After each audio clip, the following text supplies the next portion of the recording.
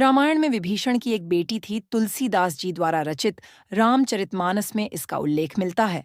विभीषण की उस बेटी ने एक स्वप्न देखा था, जिसके आधार पर उसने रावण और लंका के सर्वनाश की भविष्यवाणी युद्ध से पहले ही कर दी थी।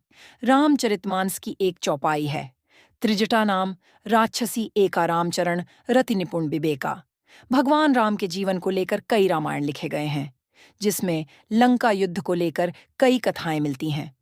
रामचरितमानस में रावण के भाई विभीषण की बेटी का वर्णन मिलता है, जिसने रावण और लंका के सर्वनाश की भविष्यवाणी युद्ध से पहले ही कर दी थी। सीता हरण के बाद मंदोदरी और विभीषण ने कई बार रावण को समझाने का प्रयास किया कि वे सीता को प्रभु राम को लौटा दें और क्षमा मांग ले, लेकिन रावण ने एक नहीं सुनी।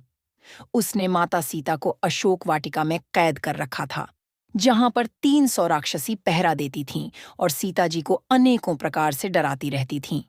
रामचरितमानस में त्रिजटा का नाम आता है। वह अशोक वाटिका में सभी पहरेदारों की मुखिया थी और सीता जी की रक्षक थी। जब भी रावण माता सीता को डराकर चला जाता था, तो त्रिजटा उनके मनोबल को बढ़ाती थी।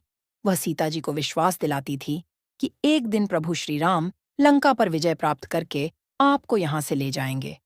बताया जाता है कि त्रिजटा विभीषण की बेटी थी और उसकी माता का नाम सरमा था। वह राक्षस कुल में जन्म ली थी, लेकिन पिता के समान ही विष्णु भक्त थीं। रामायण में उसे कई बार सीता जी को पुत्री कहकर संबोधित करते हुए देखा गया है।